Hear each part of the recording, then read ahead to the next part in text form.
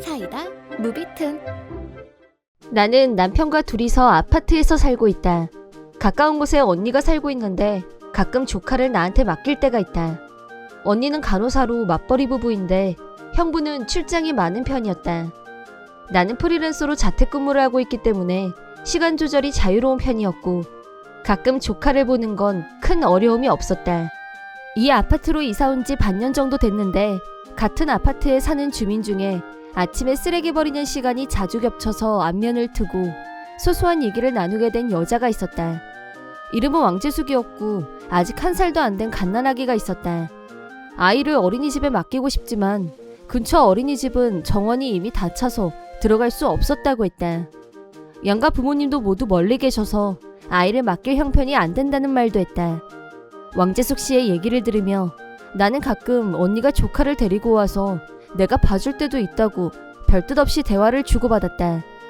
프리랜서로 집에서 혼자 일하다 보니 사람을 만날 기회가 별로 없는 나에게는 특별한 일은 아니지만 아침마다 왕재숙 씨와 사소한 얘기를 하는 게 작은 기분 전환이 되기도 했다.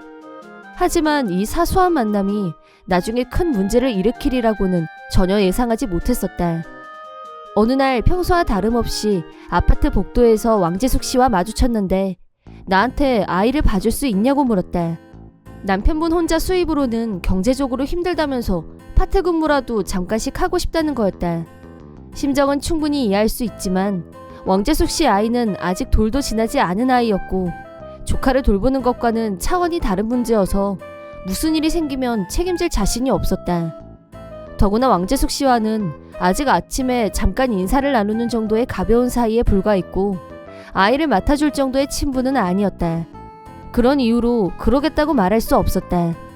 나는 솔직하게 조카는 유치원생이라 특별히 손이 가는 게 없어서 내 일을 하면서 애니메이션 같은 거 틀어주면 되는 정도인데 갓난아기는 돌볼 자신도 없고 집에 있지만 대부분 일을 하고 있기 때문에 도움을 줄 수 없을 것 같다고 선을 그었다.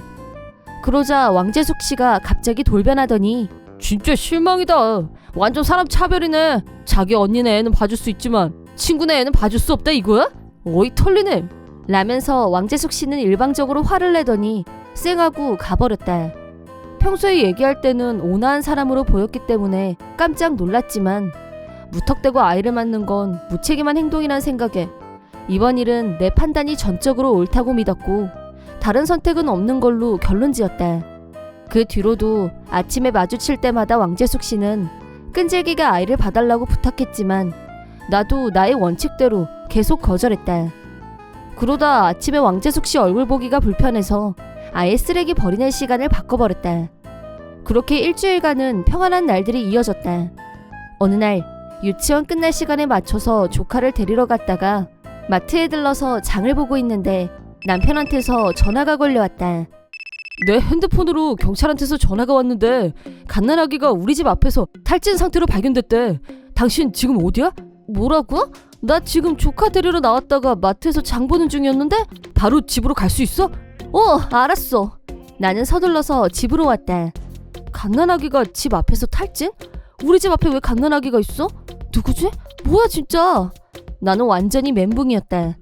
집에 도착하자 경찰이 기다리고 있었고 나를 보더니 바로 신문이 시작됐다. 경찰은 내가 조카하고 있는 걸 보고 나를 엄마라고 오해했는지 내가 일부러 갓난아기를 방치한 건 아닌지 아동학대를 의심하는 듯한 무서운 눈빛으로 노려보면서 지금까지 어디서 뭘 하다 왔냐고 물었다.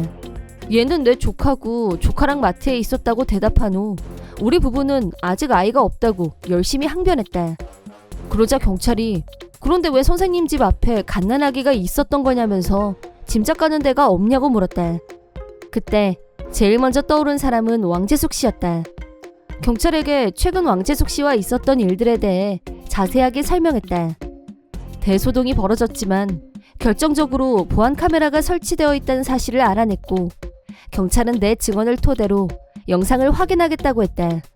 그러고 난 후 경찰은 왕재숙 씨의 신변을 확보하기 위해 움직였다. 보안 카메라 영상 분석과 왕재숙 씨를 조사하는 과정에서 집 앞에 방치된 갓난아기가 왕재숙 씨 아이라는 게 밝혀졌다. 왕재숙 씨는 현관문 앞에 놓고 가면 내가 아무리 싫다고 했어도 절대 무시하지 못할 거라고 자기 멋대로 판단했고 아이를 집 앞에 혼자 내버려두고 자기는 기분 전환하려고 놀러 갔다 왔다는 거였다.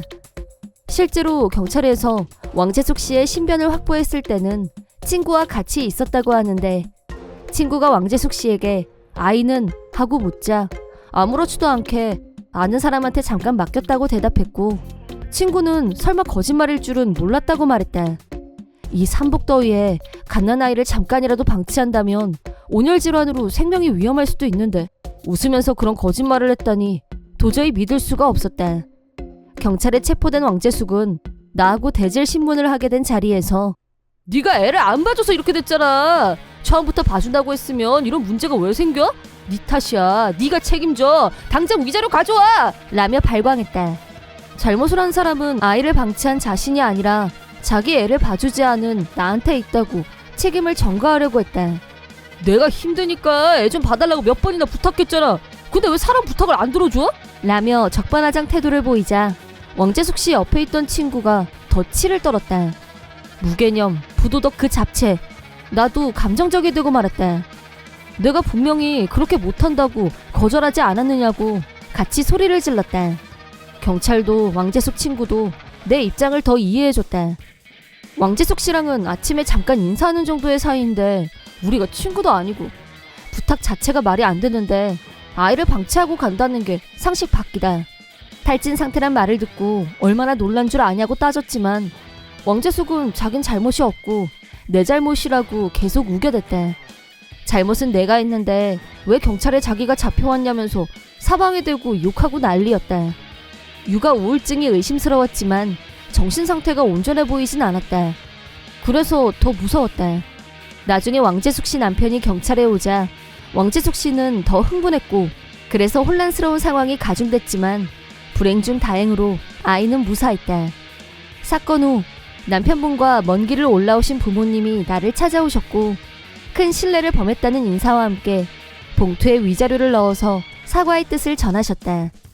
직장에 다니지 못해서 경제적으로 힘든 면도 있을 테고 수면 시간이 줄어들다 보면 정신적으로 여유가 없어질 수도 있다. 하지만 그런 것들이 아이를 방치한 정당한 사유는 될 수 없다고 본다. 남편은 전화 받았는데 갑자기 경찰이라고 해서 놀랐지만 내용을 듣고 나니 더 깬다면서 그래도 아이가 무사하다니 천만다행이라고 말했다. 경찰에 체포된 후 왕재숙 씨는 정신병원에 입원했다는 말을 들었다. 사람이 힘들다 보면 현실 도피를 하고 싶은 마음이 들 수도 있지만 아이를 방치한 후 놀러 갔다는 점에서 이미 엄마 자격은 상실한 것이나 다름없었다. 아이 문제는 먼 곳에 살고 계시는 부모님도 함께 고민 중이라는데 아마 남은 가족끼리 잘 결론 내릴 거라고 믿는다. 나중에 남편분한테 들은 바로는 왕재숙 씨는 낭비벽이 심했다고 한다. 한 달 동안 열심히 일해서 월급을 받아오면 스트레스 발산이라며 인터넷 쇼핑을 마구 했고 돈을 금방 다 써버렸기 때문에 아이를 먹여 살리려면 잔업이라도 해서 돈을 더 벌어오는 수밖에는 없었다고 했다. 하지만 더는 이렇게 살 수 없다면서 이혼을 생각 중이라고 했다. 그 얘기를 들으면서 내가 그동안 들었던 얘기와는 너무 달라서 순간 당황했다. 왕재숙은 경제적으로 어려워서 잠깐이라도 일을 하고 싶다고 했었는데 결국 아이를 맡기고 혼자서 편하게 놀러 다니고 싶었던 거였다는 걸 알고 나니 동정의 가치가 느껴지지 않았다. 재택근무를 오래 하다 보니 사람하고 소통하는 일이 적어진 나로서는 아침에 잠깐 나누는 대화를 즐거움으로 여겼었는데 그게 이런 큰 사건으로 변질될 줄은 정말 몰랐었다. 왕재숙 씨는 도저히 구제가 안 되지만 죄 없는 갓난아이는 건강하게 잘 자라서 행복하게 잘 살길 바라는 마음뿐이다. 이번 영상은 어떠셨나요? 재밌게 보셨다면 구독, 좋아요에 댓글까지 달아주시면 감사하겠습니다. 그럼 다음 영상에서 만나요.